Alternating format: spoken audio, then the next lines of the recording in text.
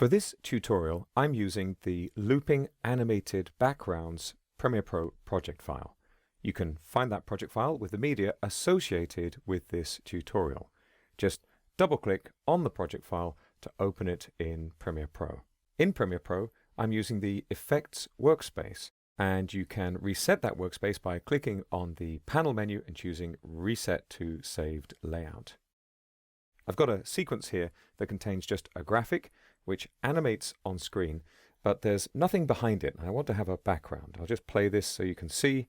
There's our simple animation, and though you can't see that the background to the timeline is transparent because by default it comes through as black, if I click on the settings menu here in the program monitor, I can turn on the transparency grid and you can see what's going on more clearly. I'll just turn that off for now. And let's see if we can generate a background that'll be a little more interesting. I'm going to begin by creating a black color mat. So I'll just resize the project panel a little here so we can see all of the buttons at the bottom of the panel. I'm going to click on the new item menu and I'm going to choose color mat. By default, the new color mat will be based on the current sequence settings. So we've got the width and height and time base and so on set correctly. I'll click OK. We can choose a color with a standard color picker, and I'll click OK again because I'm happy with black. I'll type in the name background and click OK. And here is our background color mat in the project panel. Color mats in Premiere Pro work the same way as any kind of graphic. So if I drag this into my sequence on the video 1 track under the graphic, well, of course, you're not going to see anything because it's a black color mat and there's a black background. Rather than trim the background right the way out to the duration of the graphic, instead we're going to apply a looping effect so we can duplicate the graphic and use it again and again in multiple sequences and keep the timing of the loop. So I'm going to set a specific duration instead. I'm going to right click on the background and I'm going to choose speed duration. I'm going to make sure the chain link is off between the speed control and the duration. Because this is a graphic, the speed options grayed out anyway, but still I'm going to click into the duration box and I'm going to type in 1000. I don't need any punctuation because Premiere Pro is going to put that in for me automatically. If I just click away from the box, you can see now this is 10 seconds.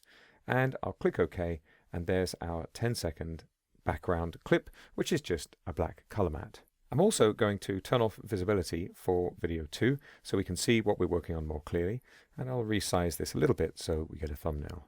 Now I'll position the playhead at the very beginning of the sequence, and over in my effects panel I'm going to search for the cell pattern effect. I'm just typing in cell in the search box. I'll drag this onto the clip and immediately you can see we've got this very interesting cellular pattern. If I play the sequence a little, you can see that actually the cell pattern is not animating at all. It's a static image. I'll just stop that and reposition my playhead at the beginning of the clip.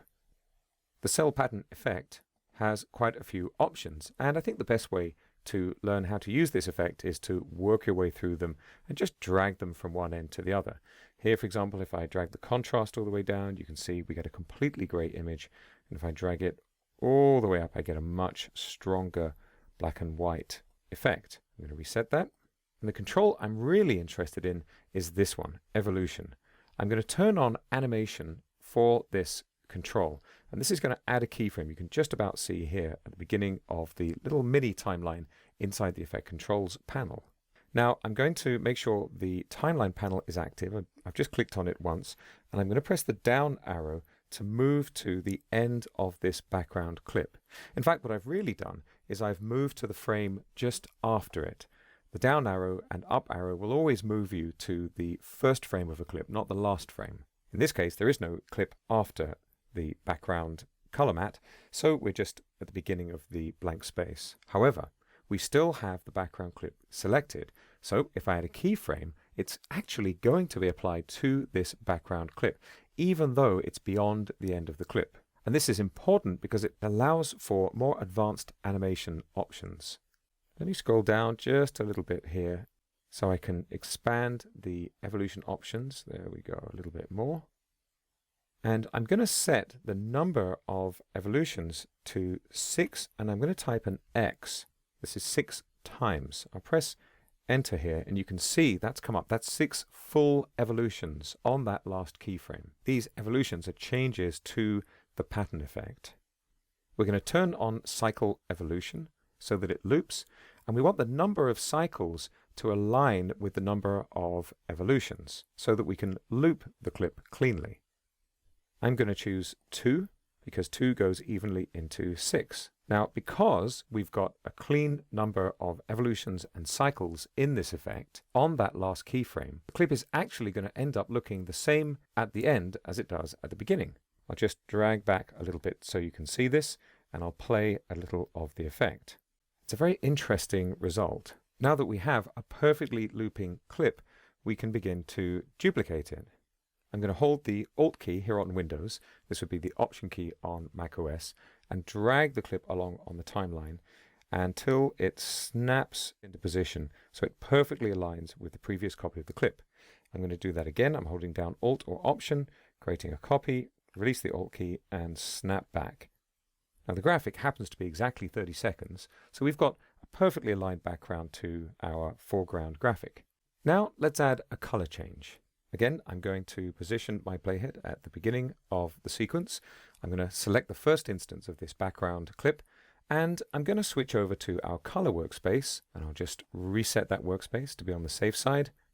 And here in the Lumetri color panel, I'll expand the basic correction, and I'll just pull this over towards the blue. I'm being pretty lazy here, but you can see the result.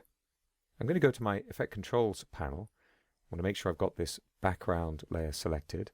Let's collapse the cell pattern settings for a moment, expand the basic correction for the Lumetri color effect, and remember the controls you see here in the Effect Controls panel are literally the same ones as the ones you can access quickly in the Lumetri color panel.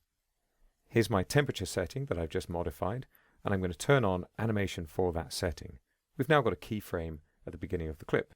Back in the timeline panel, I'm just clicking to make it active. I'm going to press the down arrow once, and I've got a problem because when you switch to the color workspace, Premiere Pro automatically enables this option under the sequence menu. Selection follows playhead. By pressing the down arrow, I've moved the playhead onto the next clip, and of course that means we've selected the next clip. But that's okay. I'll just select the first clip again. Our playhead is still in position, and I'm going to click to add a keyframe for this temperature control. So we've got the same setting at the beginning and end of the clip. And I can go to the middle of the clip. I'm just doing this approximately, and I'll warm up that color temperature. Let's push this over to the orange. Now, as I scrub through here, you can see we're going blue, orange, blue, and we're back to the original uncolored version straight after that.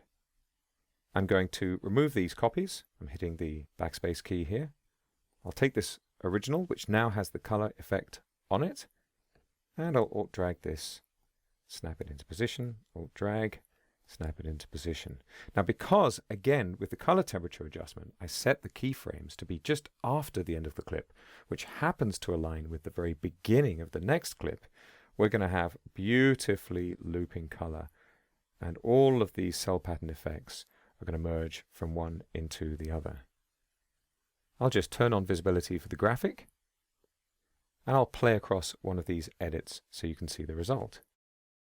So we have this seamless join both in the animation of the cell pattern and in the animation of the color. So that's how you can create a looping animated background in Adobe Premiere Pro CC.